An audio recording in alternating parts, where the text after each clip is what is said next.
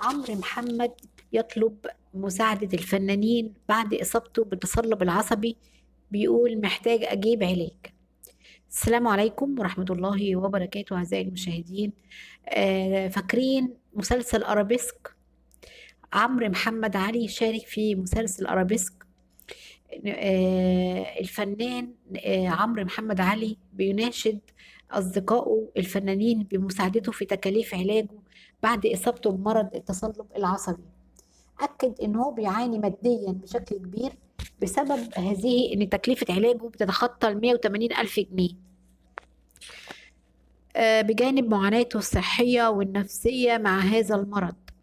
وطلب عمرو محمد علي مساعدة زملائه من الوسط الفني، إذ قال في تصريحاته للقاهرة 24: عادي لو زملائي داخل الوسط الفني ساعدوني سواء كان ماديا أو معنويا، لأني أنفقت جميع أموالي على المرض وفلوسي خلاص قربت تنتهي، وتكاليف علاجي عالية جدا. وأضاف عمرو محمد علي: محدش بيسأل عليا من الوسط الفني غير اللي كانوا معايا في البرامج والأعمال الفنية زمان، منهم الفنان أحمد عقل الله يرحمه، كان على تواصل دائم معايا، وزملائي لما عرفوا بتعبي اتواصلوا معايا للإطمئنان على حالتي، منهم الفنان كريم الحسيني، والإعلامي عمرو خليل، والفنان محمد عبد الواحد، وهند حسني وآخرون. ايه هو مرض عمرو محمد علي؟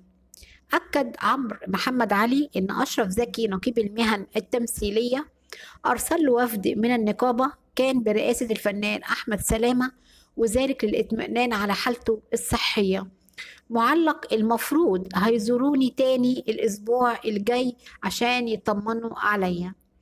تفاصيل الحالة الصحية لعمرو محمد علي.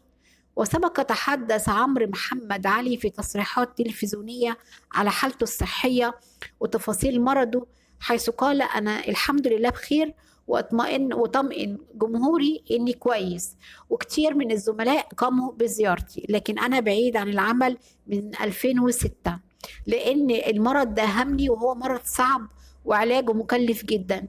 كل ما أطلبه من النقابة تهتم بيا في موضوع العلاج، والنقيب الفنان أشرف زكي مهتم بحالتي. ربنا يشفيه، وأسأل الله العظيم رب العرش العظيم إن يشفيه ويشفي كل مريض. أصدقائي الأعزاء، شكرا لكم.